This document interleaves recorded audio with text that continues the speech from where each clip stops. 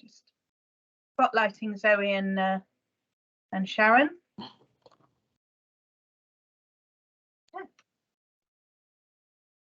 Thank you.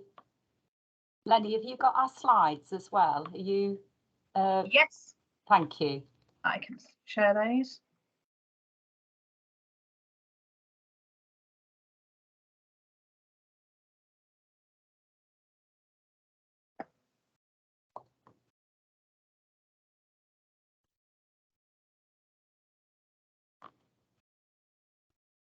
You'll just have to Chris Whitty me, Sharon, when you want me to give. That's fine. Thank you.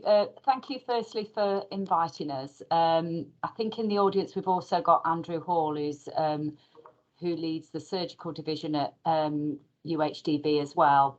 Zoe and I are going to go through the slides. And as Lenny said, obviously what we really want to do is get a dialogue going. It's quite a difficult time, I think, for planned care, and we'll explain a little bit about what is planned care and why is it a bit difficult. But yeah, so as Lenny said, I'm Sharon Martin, and the way we structure planned care and other delivery boards, we'll explain a little bit. But this is about what we do in Derbyshire, so hence you've got representatives from the two main acute hospitals in Derbyshire, because that's where a lot of the planned care is undertaken, but not all of it. Next one, please, Lenny.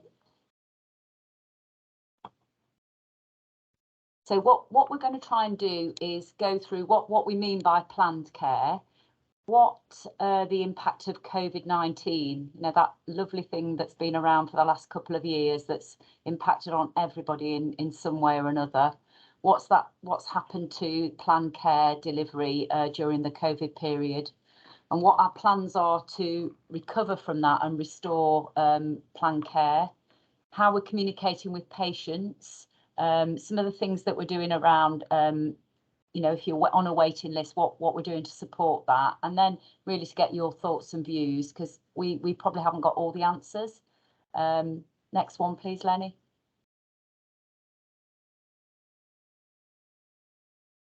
I think that's us. So you know who we are now. Thank you. Next one. Okay. So this is just a very simple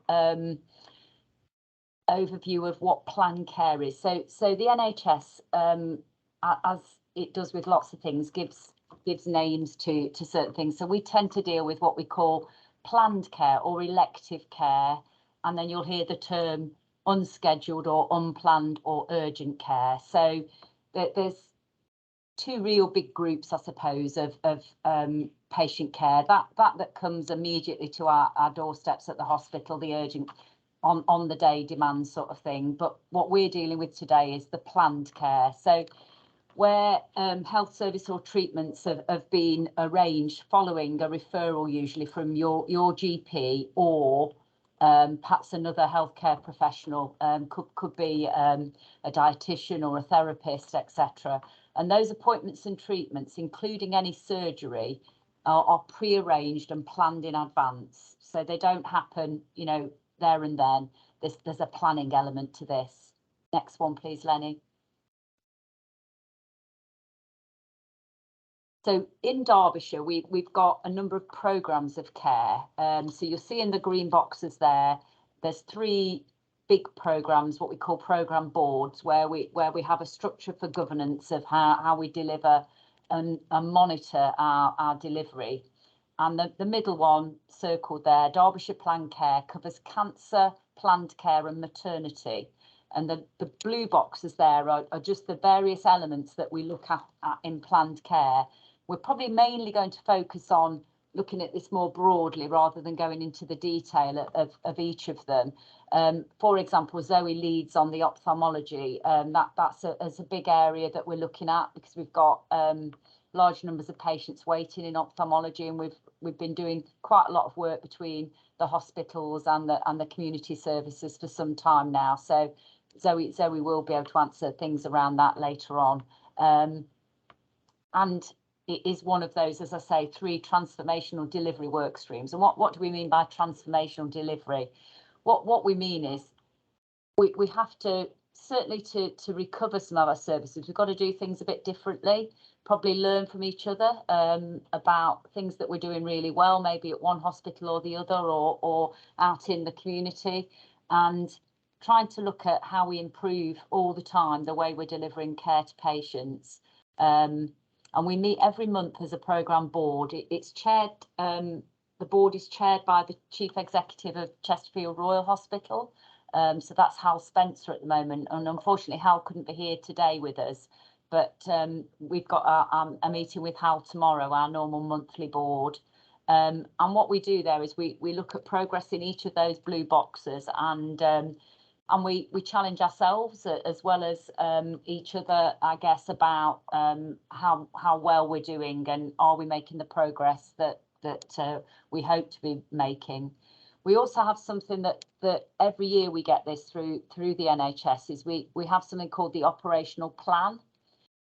So tomorrow particularly we'll be discussing what the government Department of Health have asked us to do in order to catch up and to try and recover some of the planned care. That's the operational plan that the government have laid out for us, and there's certain milestones that they want us to achieve, particularly in the routine planned care and the cancer side of things. Next one, please. So this just gives you an idea of the impact of COVID. So there's quite a lot of figures on that box that you can see on the left-hand side of the screen. So, you know, I think it's fair to say, even before COVID, a lot of people were waiting. They were on waiting lists for planned procedures, diagnostics, surgery.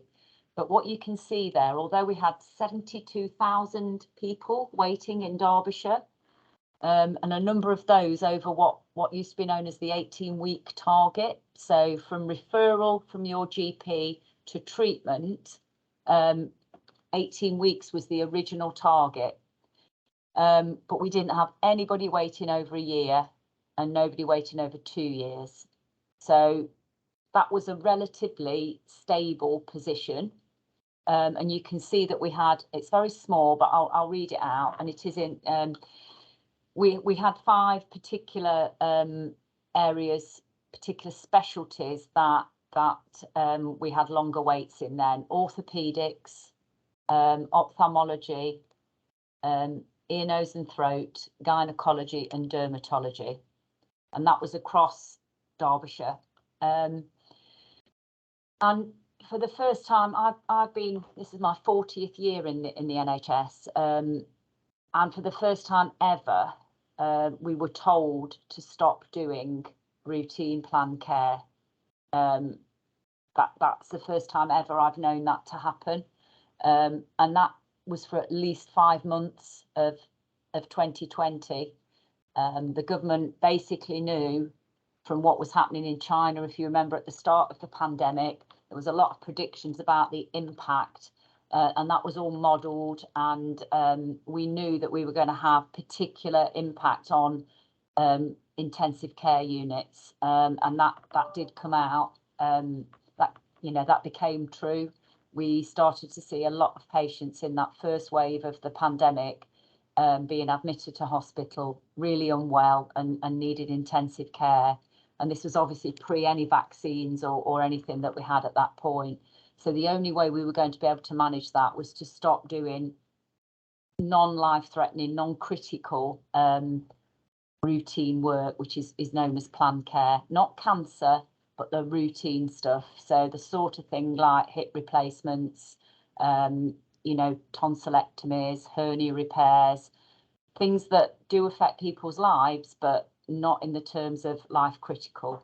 So we did maintain during all of that time some urgent cancer work and the very time critical surgery. So clearly people would still have an acute appendicitis that might require emergency surgery. All of that carried on, but we had to step down. And in those 5 particular specialties, they're where a lot of the routine sort of thing is seen. And as the pandemic continued, we were then, you know, switching capacity into various things. So what we saw when the public heard that we were stepping down a lot of the planned care, and people realised how serious that first wave of the pandemic was, a lot of people stayed away from hospitals. They didn't come to A&E, and they weren't going to their GP to get referred in. The downside of that is we saw a big reduction in referrals in things like cancer.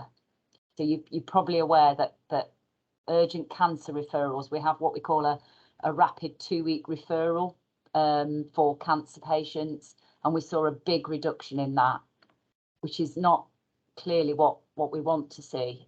So people were not coming forward with urgent things to A&E necessarily. They were sitting at home and perhaps not necessarily seeking early help, and they certainly weren't coming forward for more routine stuff, which is good in some ways, but not on the you know, people that perhaps had cancer. And what we did see later on when we audited some of this is that we saw people that had got cancer in perhaps that first wave of the pandemic, and who didn't get a referral or seek a referral early on. When they did present with their cancer, it was a much later stage of the cancer. So there was some real serious things, I think, in the first wave or two of the pandemic around what happened with healthcare generally. And we can't change that, but what we have got to do is try and understand what happened and move forward with some of that. And clearly what we also had to do was we had to see people non-face-to-face. So, you know, like we're doing today, we're still conducting a lot of our meetings like this in the hospital, but a lot of consultations with patients, both at GP level and in the hospital setting, had to be non-face-to-face. And you've probably experienced that, some of that yourselves. And for some patients, that's worked really well. For others, I think perhaps they haven't found that as good. But we had to do that to try and keep, obviously, the rates of infection down before vaccination, certainly.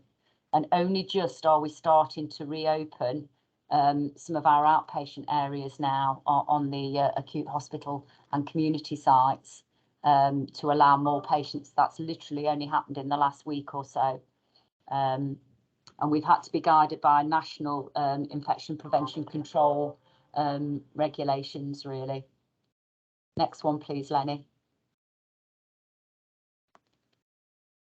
So now post-COVID, you can see those total waiting numbers. I talked about just over 72,000. This was the end of March 22 position, and that's gone up to 114, well, nearly 115,000 people waiting for some sort of planned care.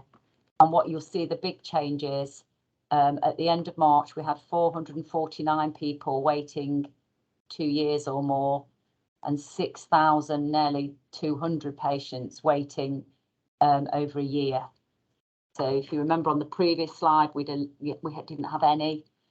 Now, what I can say, those people that are waiting have been risk assessed against a national tool. So what we had to do with patients on a waiting list, whether that be on a waiting list for a diagnostic procedure or surgery, we had to categorise them how urgent it was that they have on a time period.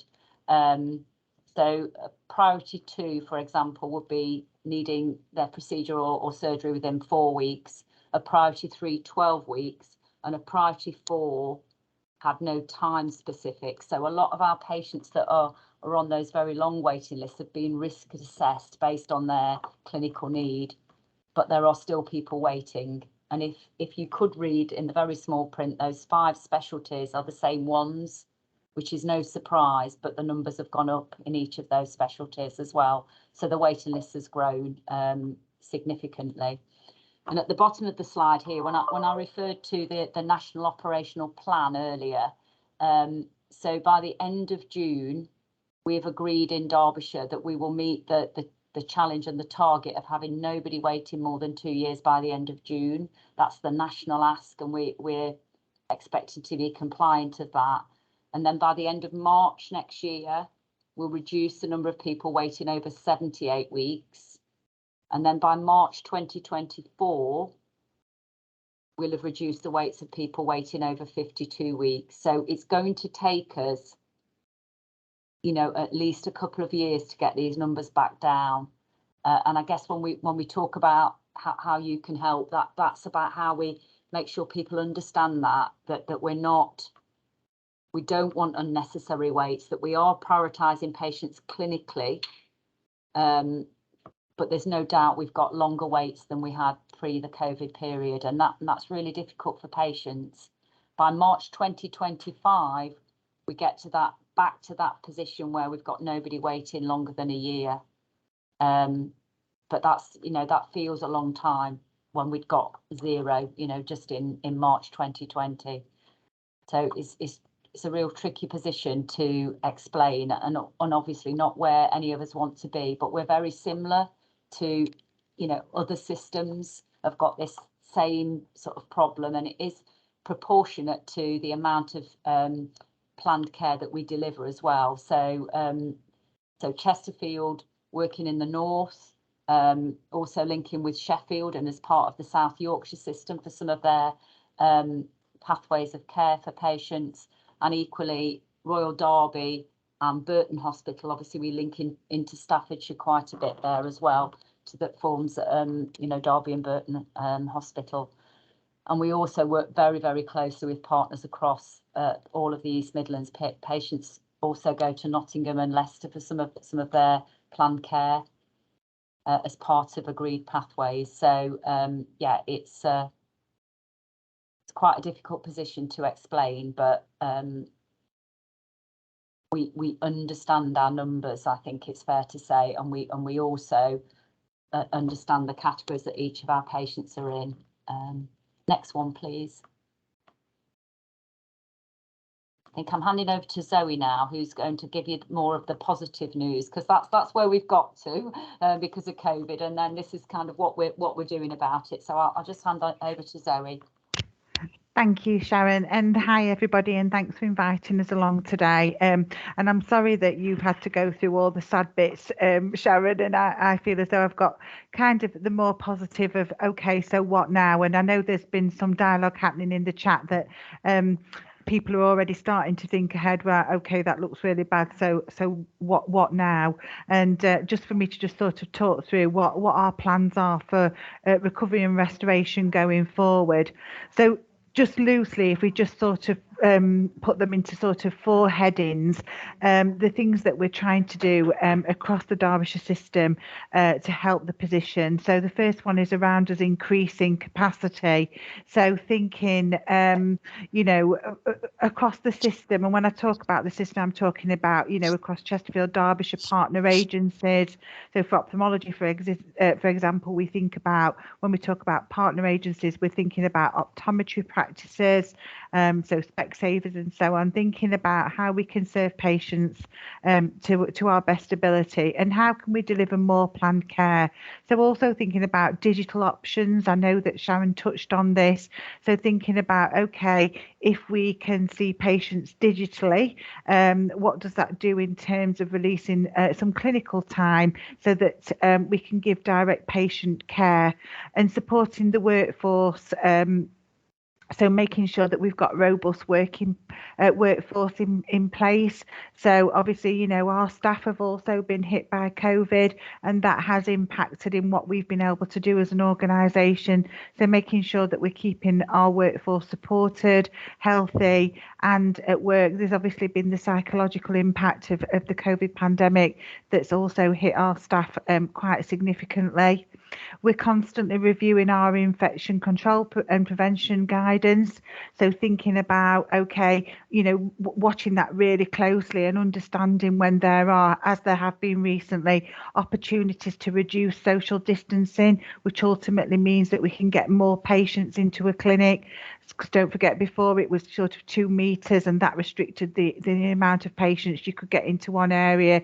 So we're constantly reviewing that and making changes to get more patients through our clinics. We're using independent sector capacity. So we're working closely with our independent sector colleagues to really understand how they can support with some of our pathways. So for example, at Chesterfield, some of our ophthalmic and general surgery patients are being seen up at the Balborough site, where they're having sort of the less complex surgery, which means that Chesterfield can concentrate on patients who need that little bit more intense care. So we're constantly reviewing how we can improve that, how we can increase that to shorten our waiting times. And also looking at pathway changes.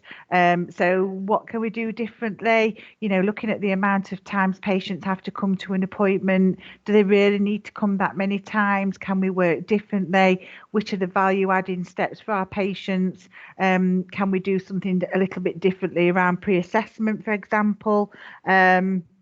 And then thinking about our theatres, so making sure, you know, our theatres are our most expensive resource.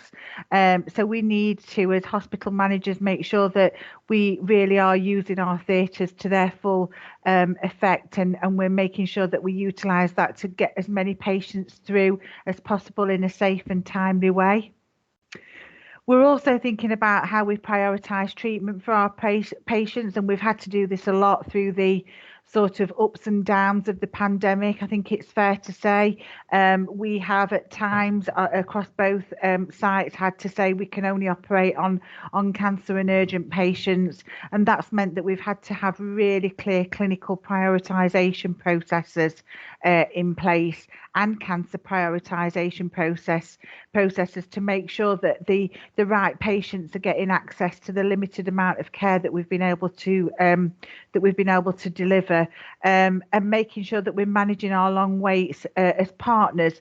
So, you know, not thinking in isolation as an organisation. That, you know, it wouldn't be right for Chesterfield to sort of have a wait of 1 week and Derby have a wait of 79 weeks. So we're constantly reviewing where there are opportunities to do something a little bit creative between providers, and that's not just Chesterfield and Derbyshire and Derby. That happens across all of the integrated care sort of services. So we're constantly reviewing that. And we're doing a lot of work around transformation in elective care. And when I say transformation, what I mean is looking at how we can, we've been having conversations, and we've got the support of NHS EI to look at surgical hubs. So thinking about how we can deliver care closer to your home. Is it always necessary for you to come into hospital as a patient, or is there a way that secondary care sort of doctors can provide support to GPs in terms of advice and guidance about whether patients should be referred or whether they can be managed within the community? And also using our voluntary and community services to make sure that patients are able to access support to keep themselves well while they're waiting for their care.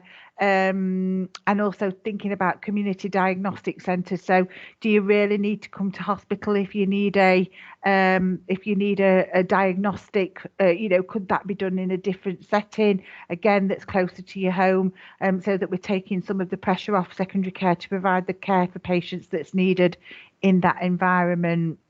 And also for us to think about better support and communication to our patients.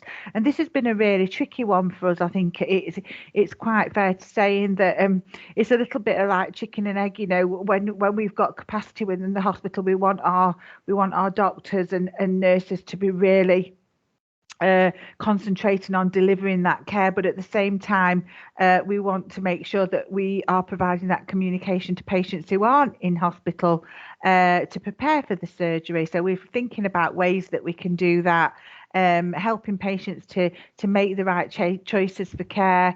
And I'll come on to this in a moment, but there is something called the My Planned Care digital tool, which enables patients to review, to have a look at what they can expect in terms of waiting times for their surgery and what they can do to keep themselves well. And we'll go on to that a little bit more in a minute.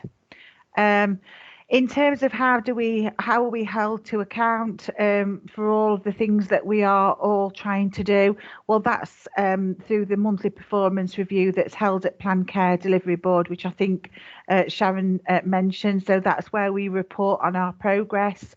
If we have planned to be at a certain level in terms of a trajectory of where we think we're going to be and we're not there, then we will go and talk about the reasons for that and what actions are being taken to get us back on track. So that's sort of at a higher level.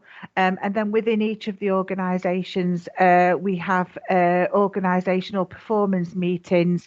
So that's where, our head of performance is also holding us as divisions to account in terms of how quickly we're recovering. And we also have daily operational reviews of patient care and pathways within our clinical and non-clinical teams. So there's a whole host of governance that goes around us being really clear about where we need to get to and being held to account on where we actually are, and if we're not where we are, what's been done to sort of rectify that.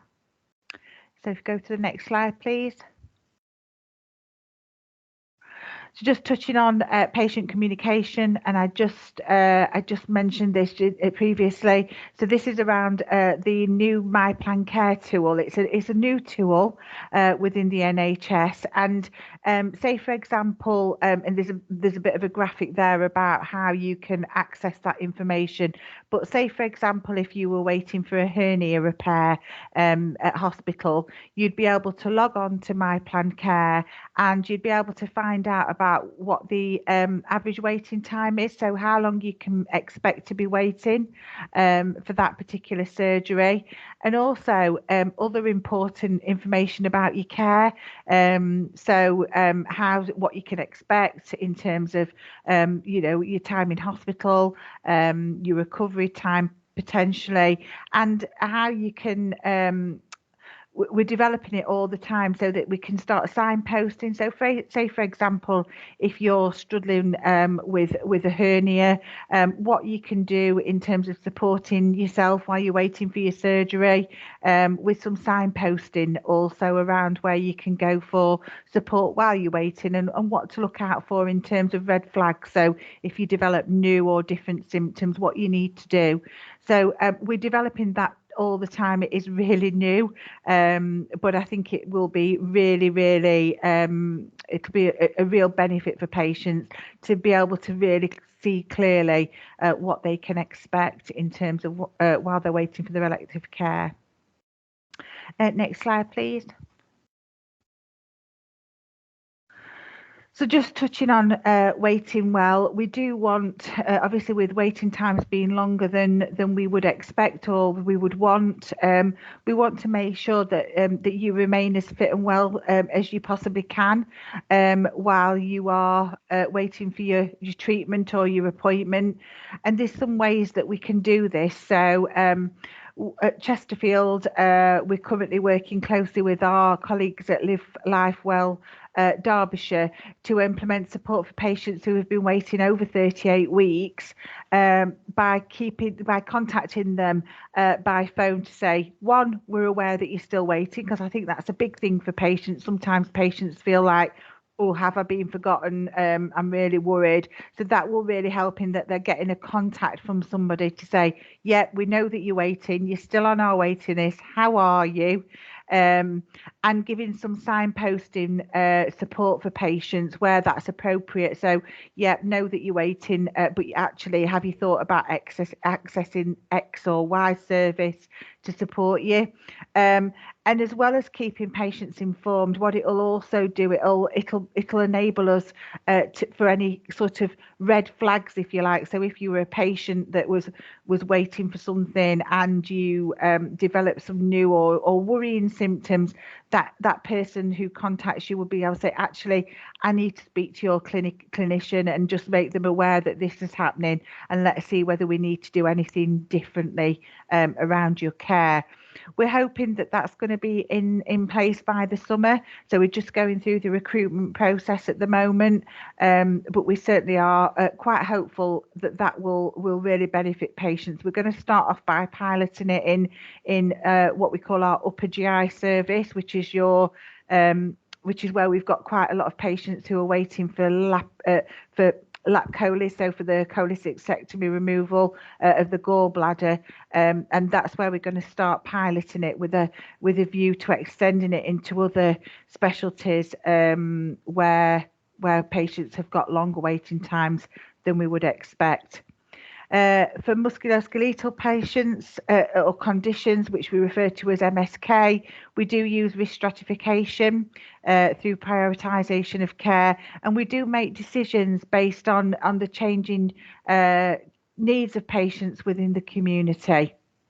So we've got that in place at the moment. We provide access to digital support for patients to enable them to self-manage while waiting for their intervention.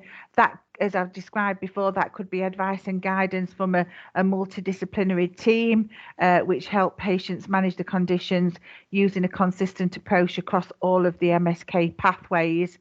And we're just about to introduce an app that's called Get You Better. And that again is going to be a self-management tool that patients and carers can use for a range of musculoskeletal complaints, and that app does include a number of resources that you can sort of check for your symptoms, give you a nudge, or show you some videos and exercises and what you can expect in terms of outcome measures. So there are things that we're doing and developing all of the time to support our patients, and that will continue to grow while ever we are recovering and restoring our services. Next slide, please.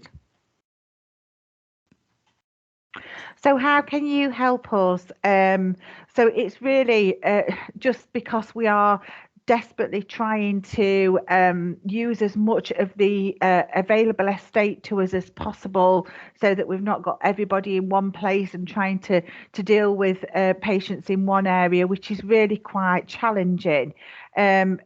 For us to be able to give you the earliest possible appointment, we might sometimes ask you to attend a hospital or clinic which is a distance away from your local area. And that might be for a diagnostic test. It could be like an X-ray or an MRI or a CT, or even to have your planned procedure. So it may be that you get offered an intervention that I think I talked to you at the beginning of the slides around Balborough Hospital. So some of our cataract patients, we are offering them sooner dates than Chesterfield at Balborough. For example, for our hernia patients, we're able to offer them care at Balborough much sooner than at Chesterfield because we're not constrained by beds and so on. So it may be that if you are a patient that's waiting, you might be asked to go to a different hospital. And we do recognise that that's not always possible for our patients for lots of different reasons. But it does help us to spread out the activity so that we're not constrained into just trying to deliver on one site. And of course, we do welcome your feedback on how you feel about that, and really understanding what would stop you from accepting appointments at different locations, and how can we make that easier for you. And I think, next slide, please. Yeah. So thank you for listening to me. I'll hand back to Sharon. But of course, I know that there's lots of questions in the chat box. So if there's anything I need to pick up, thank you. Thank you. I think we've kept up with the chat and some really, really good questions in there. It's not easy when we're talking about things like my plan care. I think Tony's made a really good point. How do we keep up to up that dialogue with patients who aren't able to access things digitally and aren't used to using the internet, because we've got to do both, and both Andrew's team, Zoe's teams, the administration increase in keeping patients informed.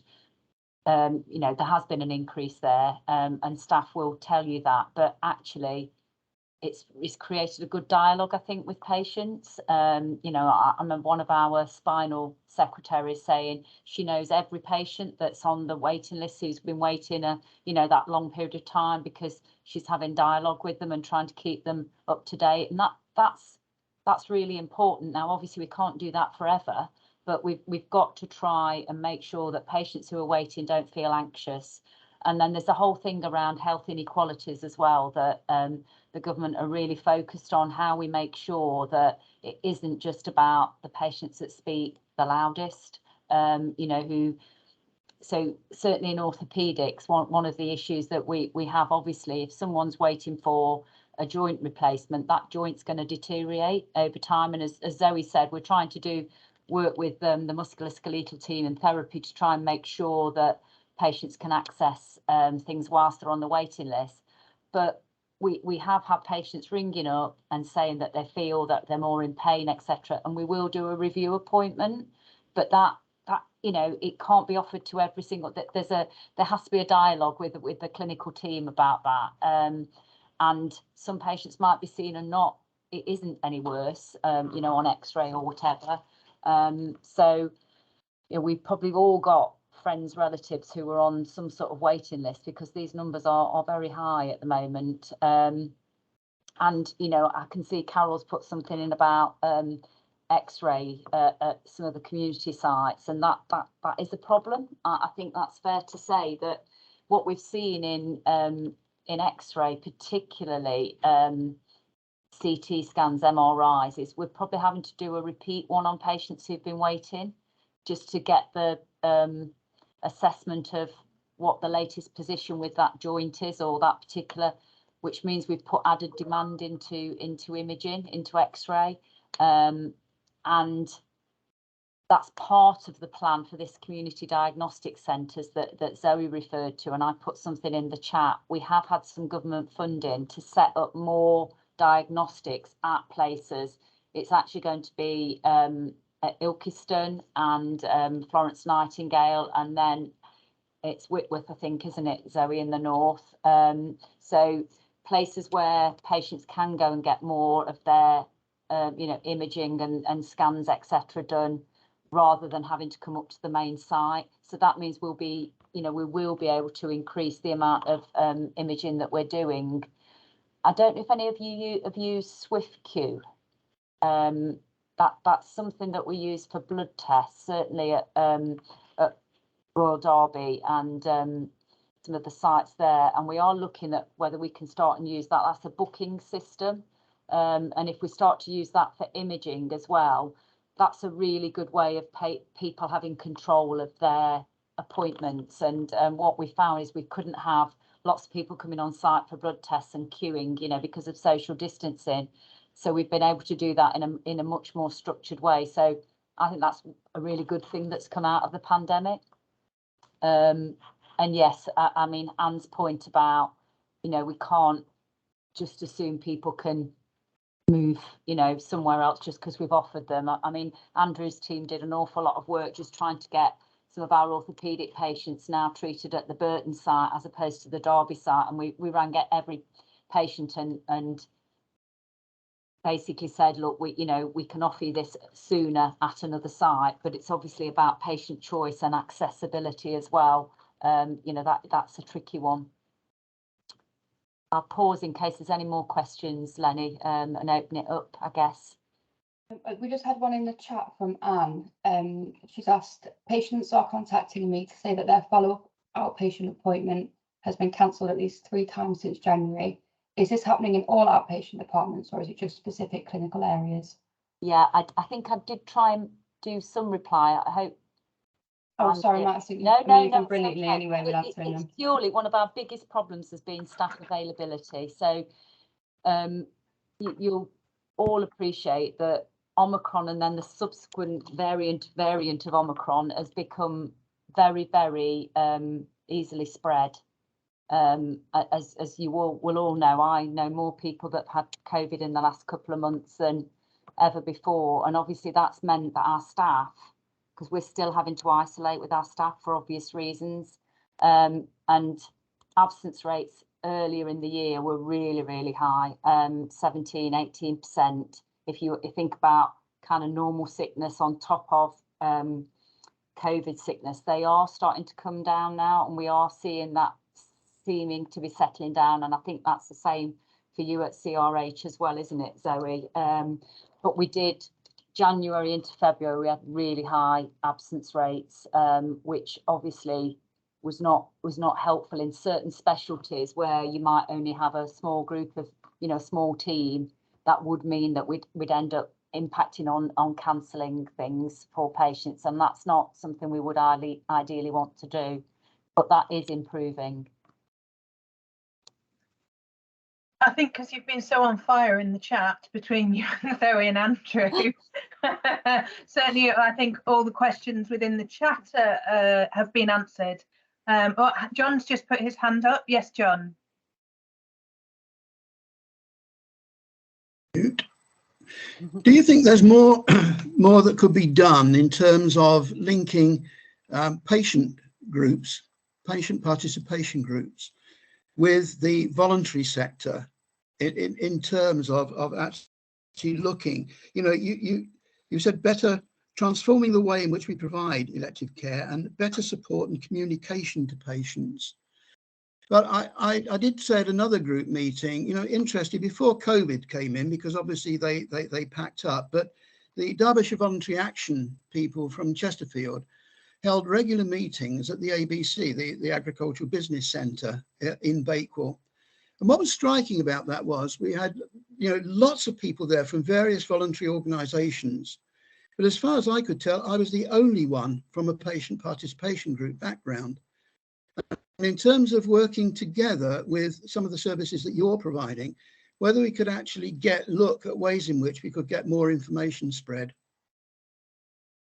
John, I don't think we can over communicate on some of these issues, and the voluntary sector is pretty vital, whether that's in planned care, but more so probably in the urgent care side of things. You're probably aware, and not to digress on this call particularly, but one of the big problems we've got really is social care have a big shortage of care workers. So yeah. One of the things we're struggling with is support for people at home and indeed on discharge. So that's where voluntary services are particularly have got very strong links, haven't they? And perhaps less on the planned care, but you're absolutely right. Could we get some simple information out?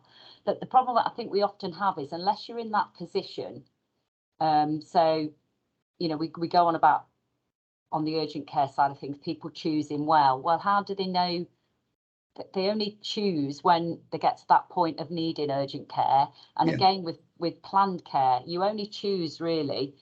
So you'll go to your GP and he might say, or she might say, yes, I think it's hernia, we need to refer you to the hospital. I'm not sure now how much choice that patients get. And so there is something about what Zoe was talking to about understanding what the waiting times are in various places and having a little bit of choice that if you are able to travel, you might want to go here or there. Anyway, my point is that, yes, I think there is much more we could do and getting some simple information out. And that's probably something we could work with Lenny. Part of this Derbyshire Dialogue is get your ideas and look at how we can improve things. Okay. Thank you, John. And Richard?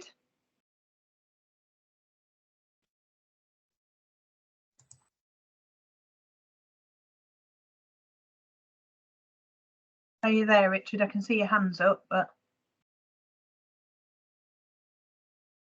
Sorry, that's me. Right. Okay.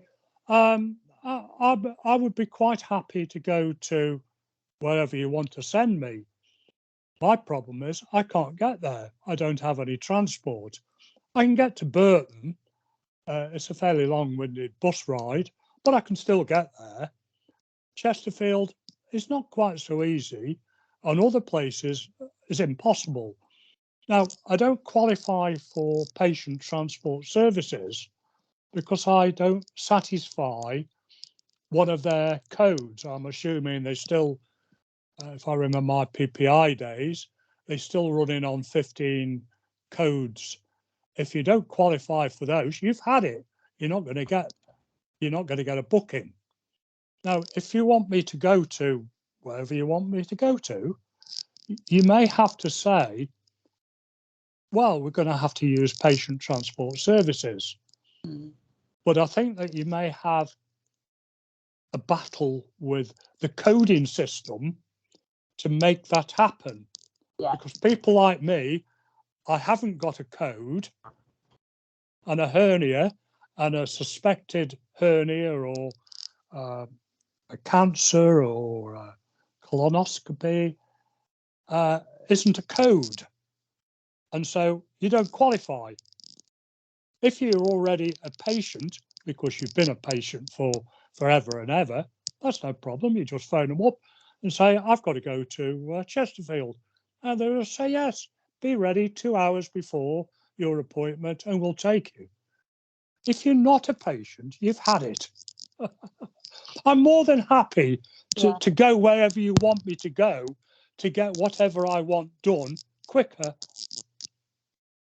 But, you know, somebody has got to be realistic enough to know I don't have any transport. I gave my driving licence back because they don't want some 84-year-old, crepit old person with bloody cataracts driving his bloody car through the roads. So I gave it them back. So come on, first of all, you've got to help me. I'll help you. Yeah, I think the answer to it is to make sure we haven't got differential waiting times. Basically, you know, the ideal would be that we and we've done a bit of that work in orthopaedics. We've tried to look at what's happening at Chesterfield and what's happening at Royal Derby Burton to see if we've got real differences in waiting times. Could we help even some of that out? And we've made a bit of progress in that. So and putting in the diagnostics into the community will mean that will even out the waiting times and also make it a bit more kind of local for people, less. So that's the ultimate answer, is to make sure that there isn't a big difference, so patients don't have to think, oh, where am I going to go for this? The transport thing, I think it has changed. I mean, certainly patients that I've met recently at Royal Derby who have had, you know, a planned episode haven't had to be in the system, as it were. So, but I think the real answer is to make sure we've got an evening out of waiting times, and we haven't got, you know, a big extreme where we're doing this, offering this choice as we start to try and get things more stabilised at the moment. But you're absolutely right. Access is so important.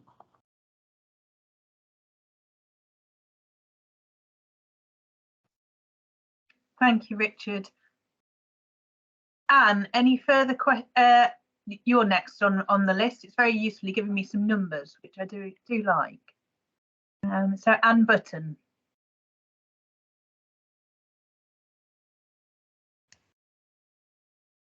Sorry. Here we are. I'm hoping I'm now audible. As far as travelling elsewhere, that's great, as long as you've got someone very often who can go with you, because that can be one of the big problems. You may actually be able to drive yourself, but if you're not feeling well, as the gentleman just said, it's not the most brilliant thing to do to drive solo somewhere else. This rather brings me on to the second, which is about the MIUs, which are now asking for definite appointments before you turn up there. The MIUs, I think, used to be something that the general public felt was at hand, a cut above the perhaps general practice ability to do things for you. And I happen to know that my son took a neighbour to an MIU recently and was told they would be turned away because they hadn't got an appointment. This, I think, is a really retrograde step. I understand that if you can have an appointment system, it's obviously much easier for people to sort of see everybody who's there. But to turn people away is not the way to get people to use them. I've had several conversations about this, and I do think it's something that we need to keep an eye on. In the end, the lady was told, well, if she could wait, she could possibly be fitted in somewhere, which she was in the end. But not a very happy experience for her. Personally, I'm going a little bit off on the side. I happen to be almost totally deaf, and I have run or helped to run and found deaf and hearing support in Chesterfield. We have now had our funding removed. We have had to get out of our office, which we weren't able to use in any case.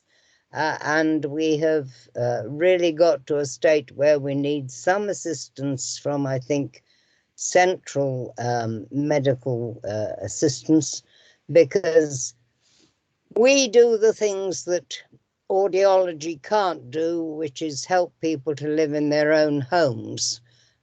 It helps to relieve depression and isolation, and I do think it's something that ought to be put on the list as something that possibly we could certainly do with funding of some sort, because our funding was totally removed a couple of years ago, and it has been a frantic struggle trying to keep going. In fact, we're more or less sort of sit on the knife edge, wondering if we're going to be able to continue. And we do actually have great links with audiology, who say we're a big help, but we're not getting any help ourselves. So I don't quite know. Sorry, a bit of a ramble, but one or two points. Yes. So, really and thank you very much, both of you, who were beautifully audible, which to me is a great thing. So thank you very much. Our staff might not agree with you there, Anne. I think you've raised two really important points. The MIUs, we did pick that up about appointments. We picked that up in the urgent care board, and I believed it had stopped. So I will take that back. We've actually got the urgent care delivery board tomorrow, so I will pick that up again, Anne. And I think your point about the audiology, perhaps Zoe and I can take that one away and get back to Lenny on that one. So it probably needs a little bit more investigating on that one, but thank you for raising it. Thank you very much. Thank you. Pete. Yeah, hi guys, thanks a lot for the invite. It's been nice. Good meeting, interesting, and as Anne said, very audible. My concern is in the background, back to GP situation, where it's okay come in for appointments and this, that, and the hospital, to the hospital for appointments, etc. But how do you get to your doctors to get an appointment in the first place when you can't get through to the buggers? This is a complaint we've had for many. You can ring them up 1 minute, they tell you to ring at 8:30, the lines are engaged. Then you 559 customers down the line, and then when you finally do get a call back, you're probably off dead because you can't make it to an appointment because you're seriously ill, you know. And they can't always use COVID as an excuse. I know COVID's important, but it's so, and this is, as Richard knows, I harp on about this every time. You've got to get the GP sector sorted out first, get doctors to see people, actually get them to talk to people instead of the, as I call them, the Gestapo on the, sorry, not the Gestapo on the reception desk, I should say the trainee consultants, but I can understand why they ask the questions. It's them you've got to sort out first before we can even get an appointment with you guys. Yeah, and I think Ruth is making a similar point about medication reviews prior to. It's a real tricky one, and we do get in the hospital setting, we get a lot of feedback, and I'm sure the GPs get a lot of feedback about us saying, you know, we're not. It's a tricky one. So there is a whole piece of work going on around primary care in a separate sort of delivery board. Just and I guess what we just need to do is feed some of this back. But I presume, Lenny, there's a Is there a similar sort of forum for?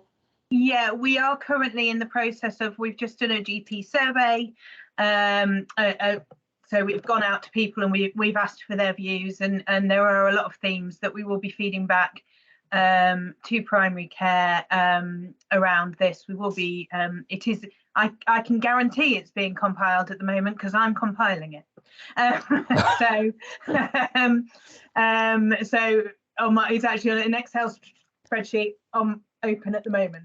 So that over the next few weeks we will be looking at feeding that back to primary care.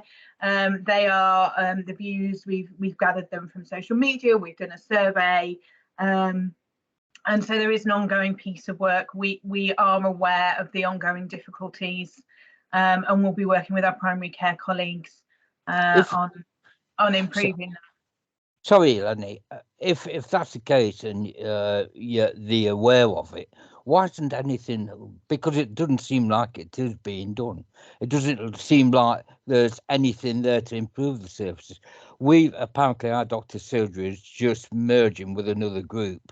God, it's going to be hell, because they ain't got enough doctors now to cope with the, plus the area's getting larger, because I'm in Symphony in Derby. So you can see what the situation. Yeah, we are supposed to be having a new super being built down here in 2024, I believe it is, through NHS England. I think they've given us the funding for it. Is it going to be any better? Because I can't see it somehow with the doctors we've got at the moment. I'm not criticising the doctors themselves. When you do get an appointment, absolute excellence. But it's trying to get through to get an appointment in the first place. I mean, I can take these comments back. Obviously, you know, we're fast running out of our limited time, but we will be. So sorry, Colin. It was members of the public who completed the survey, not GPs. I've just seen your question flick up. We were asking members of the public with regards to GP access. So when we've got that report compiled, I suspect there'll be a Derbyshire Dialogue on it. Well, let's so you hope will of so. course be invited to see what the results are. Expect criticism. Thanks, guys. Appreciate that. Thank you. Okay, so we are coming to the end of this session now. Let me just have a look. I'd like to thank you all for coming. I'd like to thank Zoe and Sharon as well for a really, really, really great Derbyshire Dialogue. I hope you found it useful. The next proposed Derbyshire Dialogue will be taking place in May, and it's going to be around our engagement strategy. So we'll be talking to you about how you find it useful to engage with us, and how we can move forward, and about the engagement strategy as we move towards an integrated care board. So we hope you can join us on that. I will be sending out further details once everything's finalised. But thank you again. And if you've got any further comments, please feel free to email us either on the Derbyshire Dialogue email address or on the engagement email address that Chloe put in the chat earlier on. Any questions directly for Sharon and Zoe, send through to us and we will pass them on. And we look forward to seeing you in May. Thanks. Thank you all. Thank you very much indeed. Thank you. Yeah, take good care, everybody. Thank you.